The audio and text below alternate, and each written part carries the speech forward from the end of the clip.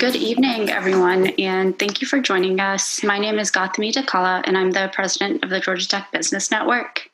For those of you who are new and joining us, the Georgia Tech Business Network strives to create meaningful and innovative business networking opportunities to bring together alumni and friends of Georgia Tech with the Atlanta community. For those of you who have had the opportunity to join us in person before, you are familiar that our events are traditionally an opportunity to network and mingle and learn in person. We are excited to host this virtual CEO Spotlight tonight, given the circumstances, and hope that we can help broaden your network outside of the Atlanta community.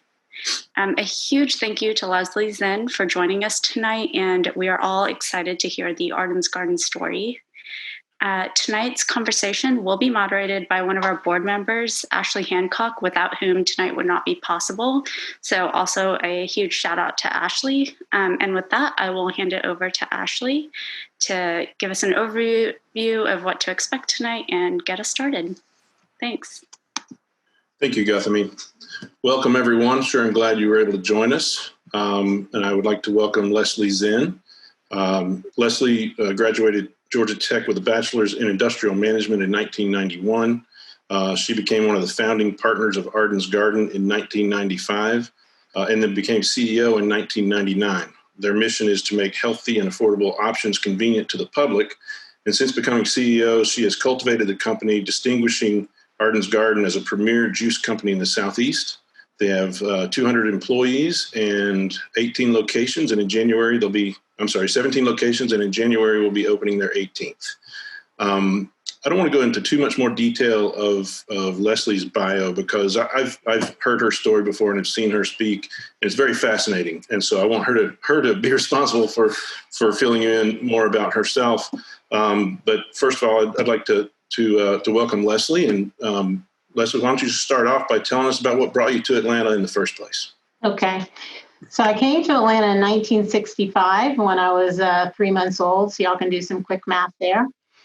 And I came here because my father took a job as a professor at Georgia Tech in aerospace engineering, the one and only job he ever held. So he was at Tech for about 50 years.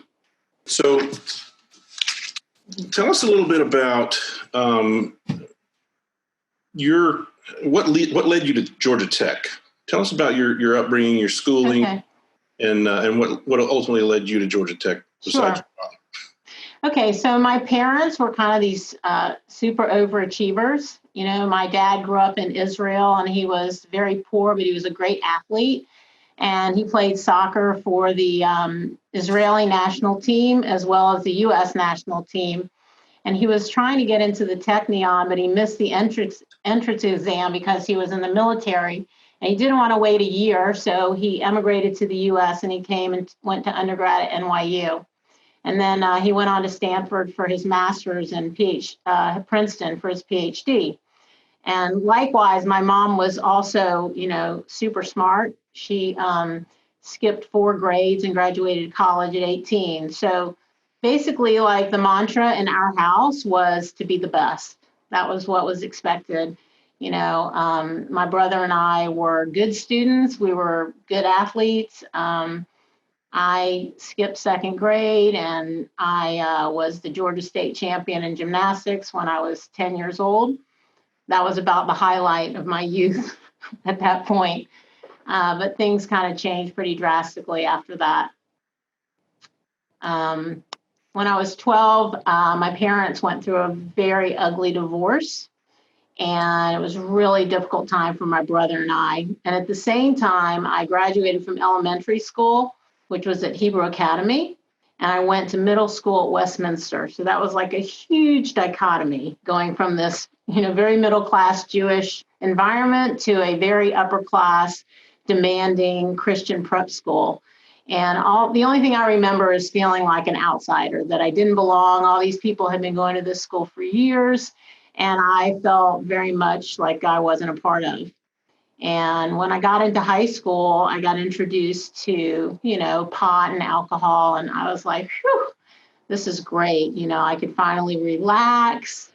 I could talk to people. Any party that I went to, I had to have a few drinks in order to be a part of, but it made things a lot more relaxing for me. And if I back up for a second, my mom, who is Arden, by the way, she's always been a humongous health nut. Like all my life, she's been feeding my brother and I the grossest combinations of food. So she was making us smoothies back when we were, 5 years old, 5 and 7, and we called it the concoction because it was whatever she was into at the moment. Wheat germ, wheat grass, lecithin, it didn't matter. It tasted horrible, but we drank it and we would get full and we'd be really energized. And so my mom was into health way before people were into health. And she was into exercise back in the 70s. And so her first company was an exercise studio called Arden Zinn Studios. So if anyone's from Atlanta from back in the 70s, you would have known my mom. And so fast forward to 1980, Jane Fonda comes out with this aerobics video. And my mom had 2 studios at the time. And so her studios went from 2 studios to 24 in 3 years. So she had this huge explosive growth because she brought in a business partner who actually knew business. My mother is a great idea person, but she is not a business person at all. She will give away everything. And so he came in and helped the business grow. So at the same time, I'm going to high school and I graduate. I do okay. I'm not like a stellar student, but good enough. And I go off to college in Boston. And when I got to Boston, I had this fantasy that Boston was going to be this super cosmopolitan, fabulous place, but it was really not exactly my fantasy when I got there. But I quickly found my crowd of people that liked to party like I did. And, I got into a kind of partying group of people and college was okay. And my father had told me that in order for him to pay for school, that I had to get a 3.0. So that first year I got a 2.9, which, was just underneath the radar. It was good enough to get me sent back for my sophomore year. But I was partying a lot, smoking a lot of pot and drinking. And then in my sophomore year, I got introduced to cocaine. And that was kind of the beginning of the end for me. So in the beginning, it was like my first entrepreneurial endeavor. I began selling coke with my boyfriend, and I was very disciplined, and we were making a lot of money. But as my addiction kind of took over, I got introduced to freebasing, and I started using more than I was selling, and very quickly I got into trouble. So that year I got a 1.9, and my dad didn't want to send me back to college, but being a great manipulator, I told him I needed him to believe in me and the whole 9 yards. And so I got sent back to school my last year, junior year. But that year I didn't even enroll in school. I just took all the tuition money and used it for various endeavors that you can imagine what they are. And it just became a very dark time for me. And I lived in an apartment on the 4th floor, and I had a dog, and I never left the apartment. So you can imagine the dog did not leave the apartment. It was not a good scene. And about halfway through the year, my dad flew up to Boston and said, I want you to come home. You need to get help. And the crazy thing is that I was shocked. I didn't think there was anything wrong with what my life was at that point. But, he made me an attractive offer. So I went back to Atlanta and I immediately stopped doing drugs. And I got a job at Ray's on the River as a cocktail waitress and basically began drinking, quite a bit. And one thing that I've learned about addiction now is that if you move away from your drug of choice and you start using something else, then basically what will happen is either that will become your drug of choice or it will lead you back. And basically for me, it led me back. It was the latter. I was just drinking for about 9 months and I was blacking out and whatever. And one night I got this certain buzz and I thought to myself, you have been such a good girl. You can have a little bit of cocaine. And 5 days later, I ended up in Ridgeview. And I was 20 years old and I didn't really think I belonged there.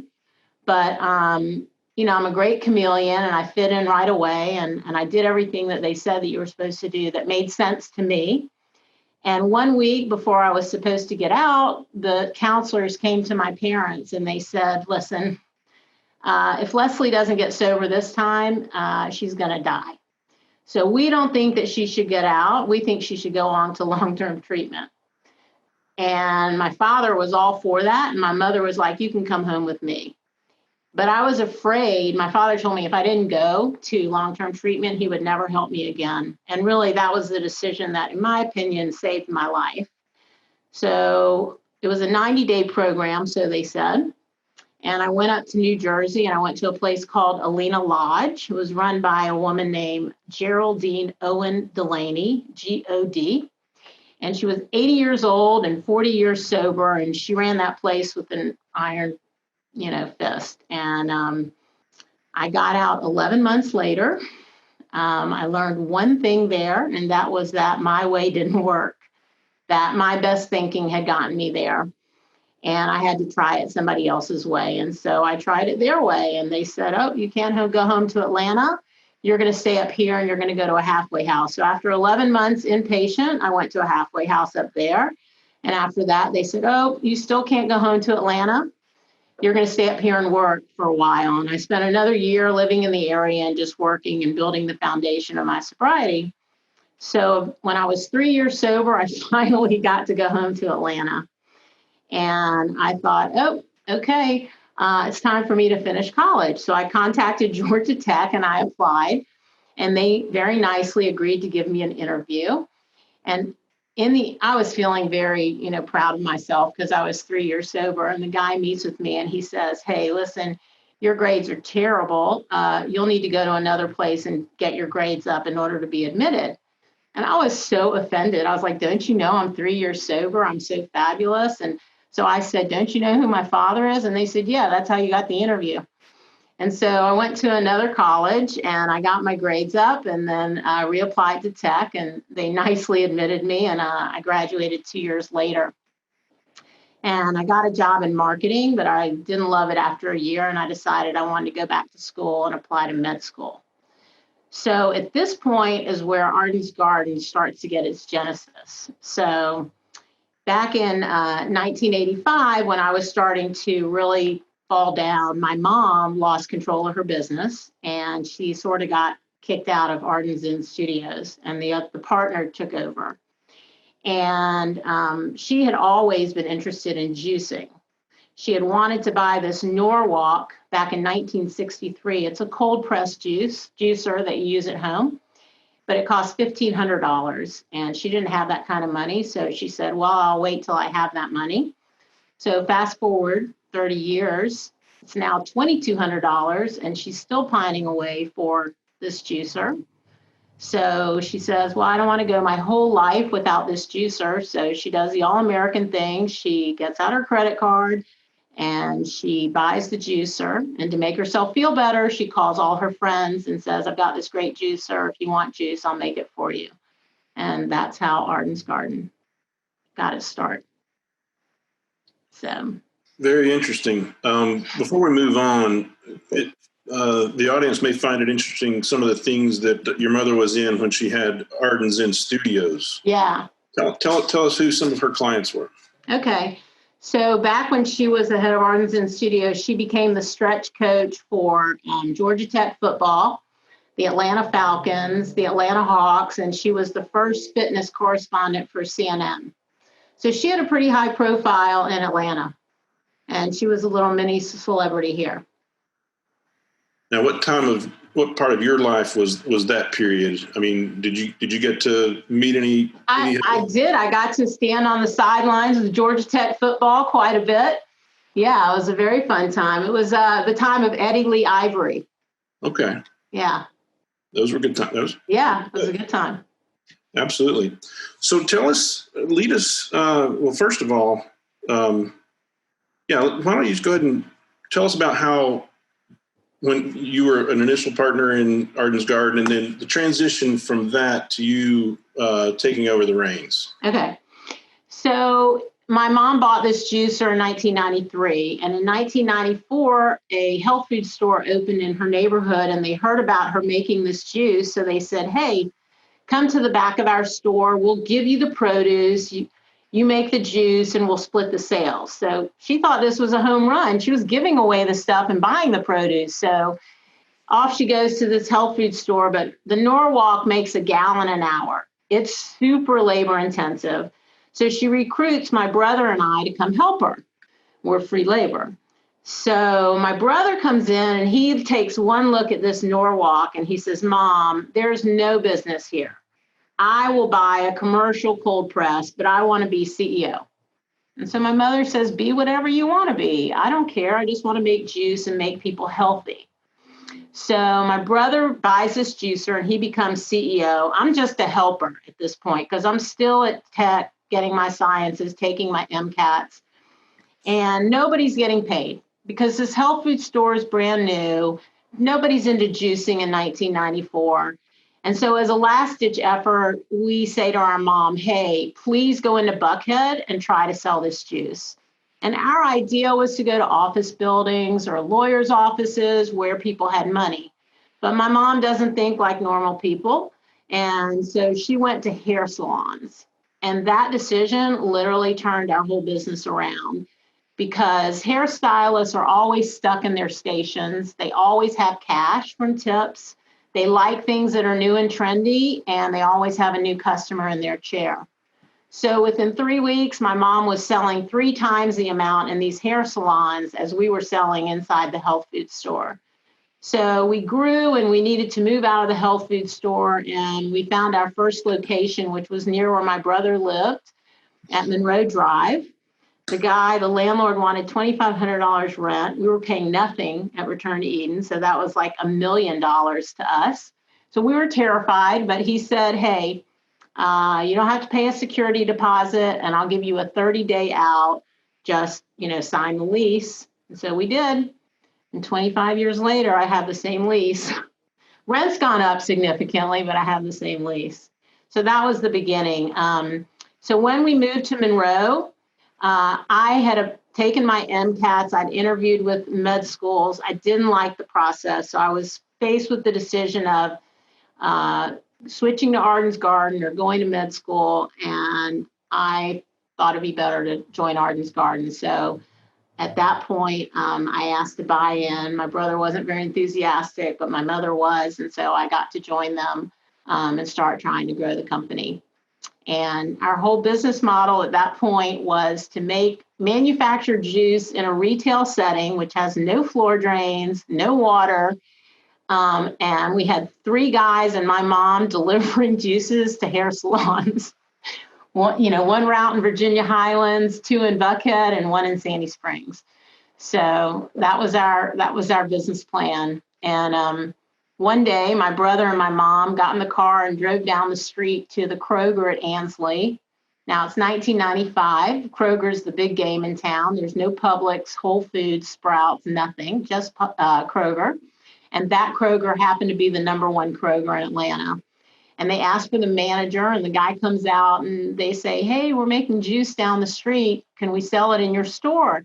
And he goes, I don't know. Let me see your operation. And he literally followed them out of the store, got in his car, followed them down Monroe, saw our little operation, said, if you give me a cooler, I will let you sell juice in my store. And so we outfitted a cooler. We put it in his store, and literally overnight, we were manufacturing 24 hours a day, 7 days a week out of this little retail space at Monroe Drive, mostly because it's not a manufacturing space, but it was a huge opportunity for us. And we knew very quickly after that we needed to open up a manufacturing space. And so by 1996, my brother found a location over at 14th and Howell Mill. And so we moved the manufacturing over there. But by that point, a lot of people in the neighborhood had been coming by the store, getting really excited about us running around making juice. And so they would come and buy juice at Monroe. So we kept that store open just to sell juice. And it was very fortuitous. It wasn't in our business plan to do that. But what it enabled us to do was to stay super close to our customer by having our retail stores. And it's something that we didn't realize until later would really help us when we had both wholesale and retail.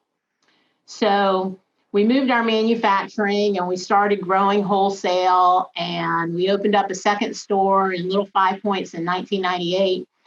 And back in 96, something big happened, and that was that Odwalla put out a batch of juice that was contaminated, and a lot of people got sick, and a little girl died, and that event changed the entire fresh juice industry. So this really fun, crazy, sort of hip and cool industry became very regulated. And the FDA and the Department of Ag were in our plant all the time. And it was really a struggle for us because we neither one of us do great with authority figures. But so in 98, we opened up our second store. And about 5 months later, my brother came to me and he said, I don't want to work with you anymore. Either you need to go or I need to go. And I was floored because I thought we were the greatest partnership. It was super difficult and I didn't want to leave, but he was majority owner. And so it was a very, very challenging time. And we took a year and we valued the business, and I ended up buying him out in 1999. And I thought I was not going to be able to do it without him. I was absolutely terrified. I used to wake up in the morning with unbelievably bad anxiety. I couldn't get out of bed, but I got out of bed because that's just what you do. And it was the first time that I really practiced my mantra, which is suit up and show up no matter what.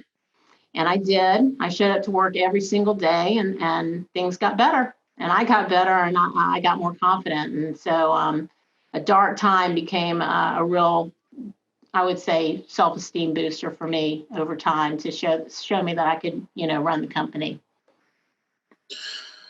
So how did you take that experience and parlay that into company growth and future clients, customers, and things like that? So we continued to grow very organically, slowly but surely.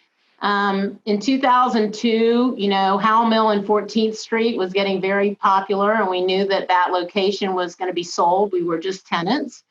And so we looked for our own plant down in East Point. We found one. It was a old fish processing plant. It was smelled really great, but it had everything we needed: coolers, freezers, floor drains. It was awesome. And so we bought that building and we moved our manufacturing down to East Point. And even having grown up in Atlanta, I had never been to East Point. And I was petrified, but it turned out to be an unbelievably great move for many reasons. The biggest of which is we opened a retail store in East Point that became our number one store in a number of years. But very soon after buying that plant, about 6 months later, I got a call from Publix, and they said, it was a Friday afternoon, and they said, "Are you sitting down?" And I was like, "Yes," not a good sign. And they said, "We're going to stop taking your product starting tomorrow." I was like, "What?" I couldn't believe it. And they had made a deal with Odwalla, which Coca-Cola had bought at that point. This is 2003. And, there was nothing I could do. So they were a huge part of our wholesale at that point. And I thought, oh my gosh, we're not going to be able to pay for the plant. We're not going to make our mortgage. This is it. And I took the weekend to try to think about what made Arden's Garden different from Odwalla. And I said, okay, well, our juices are better tasting, they're healthier. But then I thought about our customers, and I said, I know our customers are really loyal. And so when I came back to work on Monday, I wrote an email to about 35 people or so that either had written about us or we did business with. And I just said, hey, Publix has been a big part of our growth for the last 5 years. If you want to be able to buy Arden's Garden in Publix, or you just want to support small local business, please reach out to Publix because they will listen. And I knew that because I've been dealing with Publix for 5 years, and I knew that their customer service was unsurpassed. And so I guess that letter touched a nerve, but a lot of people reached out to Publix. And 3 weeks later, Publix called us back and they said, we're going to bring you back. And we're not only going to bring you back we were what's called DSD, direct store delivery in Atlanta. They said, we're going to bring you back through the warehouse. And so it expanded our reach by 200 stores. So what turned out to be a horrible experience ended up being, just an amazing blessing that was totally unexpected. So that was huge for us. Wow, it's amazing. So tell us where you are now. You have an even larger facility. Yeah. Tell us about that. So we started out growing our plant in East Point. It's 24,000 square feet. We opened 7 stores between 1995 and 2014. So 19 years, we opened 7 stores. And then in the 20th year, we opened 7 more. And so juice was getting super hot. It was like Christmas every day in our stores. We just were so busy and it was awesome. And we just started opening up a bunch of stores and we needed more space. So we found another building in East Point and the city was willing to do a bond deal with us, which was really helpful. So we bought a 180,000 square foot building. And in 2017, we opened up our second plant in East Point. And that's where we are now. We have 2 plants running. The old plant, which is Main Street, services all of our retail stores. And the plant on Sylvan, which is the larger plant, the newer one, it services all of our wholesale. Nice. I've had the pleasure of visiting your new site, and it has quite the history. Yeah. Tell us about that. So we bought this plant. It was super run down. It had nothing that we needed, but it had really good bones. And so we renovated it and we dug up the floor, in the place that is now our lobby. And after like 9 layers of floor, we found out that it's an S&H green stamp fulfillment center. It actually got historic designation. I think we won an award for best, historic renovation. So we have this, it's a beautiful terrazzo S&H on the floor of our lobby, and we have some cool features in the back of the plant, old glass block windows and, tracks where they used to do fulfillment. So it's got a lot of history. It's pretty cool. Neat. Now fast forward to, I guess, this past spring. Yeah. How was your business impacted, and how did you go about managing it?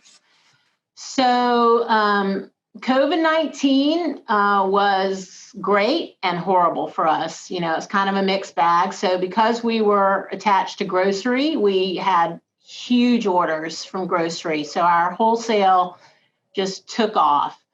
The challenge for us was staying staffed and being able to fill orders. And I know that sounds ridiculous when so many people are struggling even to do any business, but it was hard. We made a commitment to all of our team that if you want to work, we're open. We need your help. But if you don't want to work, you don't have to work, and your job will still be there for you when you want to come back. So balancing that and trying to fulfill these massive orders from grocers was challenging. We closed some of our retail stores because of their locations. We cut hours. So retail got hit pretty hard in the beginning. But once a little bit of opening up happened, we saw a huge burst in demand, mostly because a lot of people are advocating for themselves now, trying to be healthier. And so we've seen a lot of interest in our products. In June of this year, we had our best month in the last 5 years for retail. So that was pretty exciting. So in your manufacturing facility, what type of measures did you take to ensure safety and proper scheduling and stuff like that? So we did all of the mandatory precautions as far as taking temperatures, keeping social distancing, wearing masks. Luckily, we don't have a line where people are standing right next to each other. We're very spread out. A lot of our manufacturing is automated. So, and people that did not have to be in person could work from home, but you can't manufacture remotely.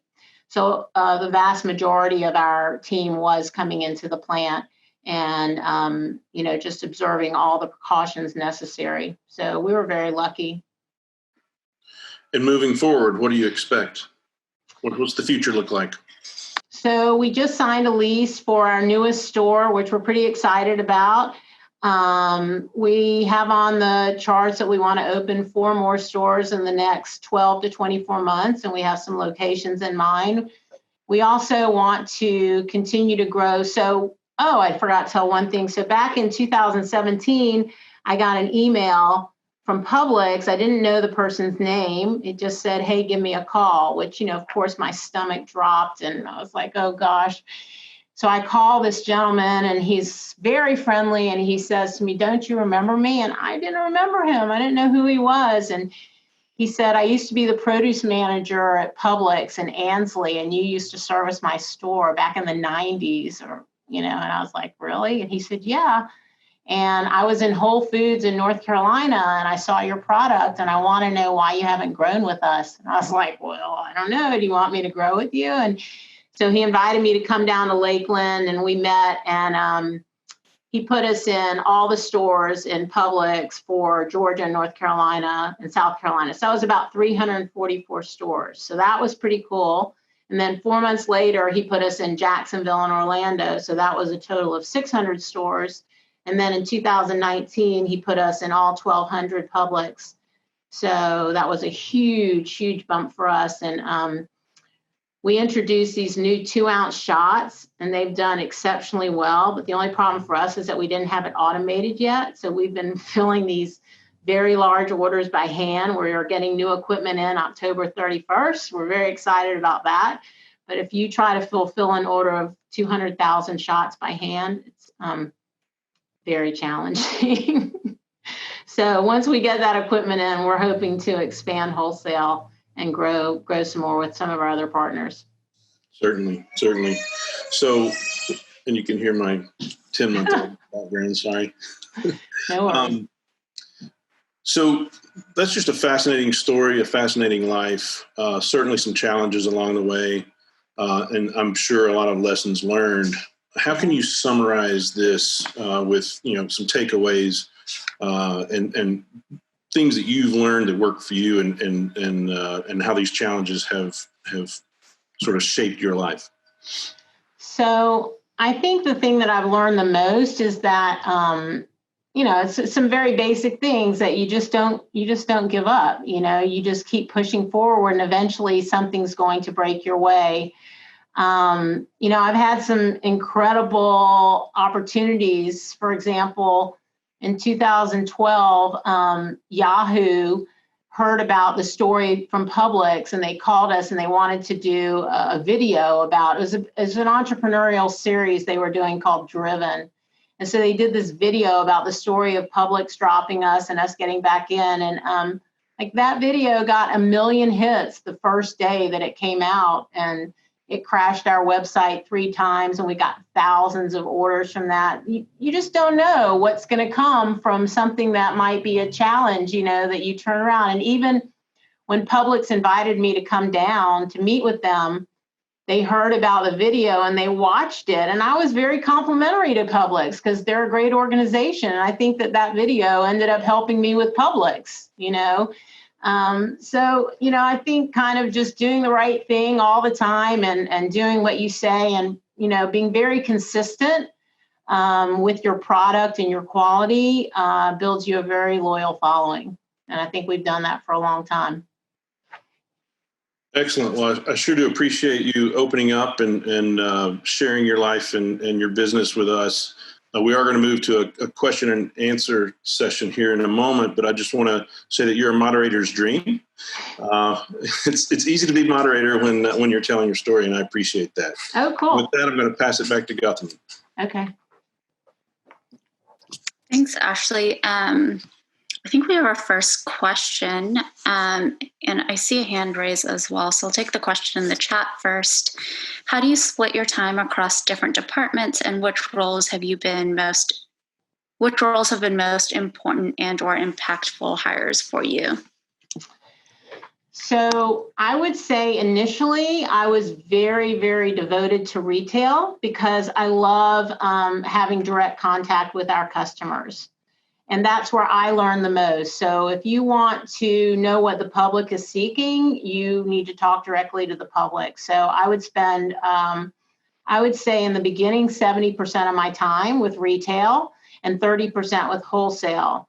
But then when Publix really expanded, it kind of got more even because it became such a big growth area for us.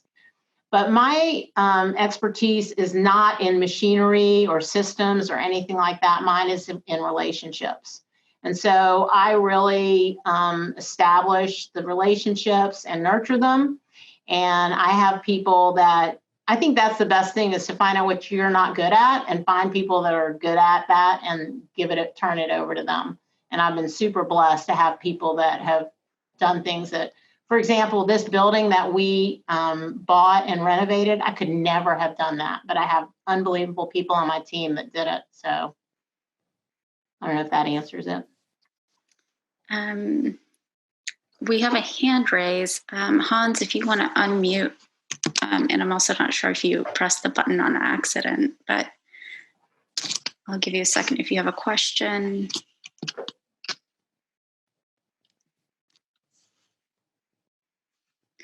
Okay, the next question that we have is, how do you come up? Oh, go ahead. So considering how you started your college journey, how have you used your business, to reach out to people who might be in the same situation as you were in the past, or do any kind of community outreach or anything like that for your business? I'm having a hard time hearing that question. Can anyone tell it to me? Considering how I started my college career, how am I reaching out to people like myself? Yeah, who might have been in that similar situation that you were. Yeah. And does your business do any outreach? If you're getting sober and you need a second chance, I'm your gal. We take a lot of people that. Okay. Yeah, that's great. Sure. That's awesome. That's awesome.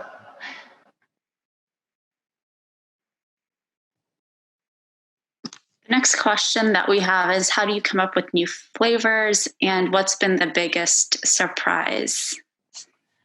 So right now, our most popular flavor has been with us since 1994, and that's pineapple apple ginger. But we've had some really surprise things. So one way that flavors get created is if they become popular in our stores. So we'll start seeing a certain combination being ordered over and over. So in our stores, you can make your smoothie to order. And so then we will then transfer it to wholesale. Another way is through partnerships. For example, there used to be a yoga conference that took place in Atlanta, and they would bring in these celebrity yogis, and they would say, hey, can y'all make, they want to come up with their own juices, and we want to sell them at this conference. And they would give us, we would tell them what ingredients they could pick from, and they would put them together. And we could never, manufacture the exact amount that they wanted. So we'd always have leftovers, and we would send them out to our stores because we had too much. And one of them flew off the shelves. And for, I would say, a good 10 years, it was our number one seller, and that was Yoga One. So it's a variety of ways, a lot of people have ideas, and we try them. You never know. You never know. And a similar question, I guess, in a sense, but what percentage of your diet is juice? So it ebbs and flows. I would say, in the beginning, I would say 40%. I drank a ton of juice. Now, and this is one of the growth areas for our business, is I'm very plant-based food. And I've seen how challenging it is to be a mom and to be healthy and to offer, good things to my kids. So we're expanding in our plant-based foods. And you want to know what portion of my diet of that? It's, I would say now I'm drinking about 20% juice and 80% plant-based. And then as you've grown, how has your customer base changed? I don't think it's changed that much. I think that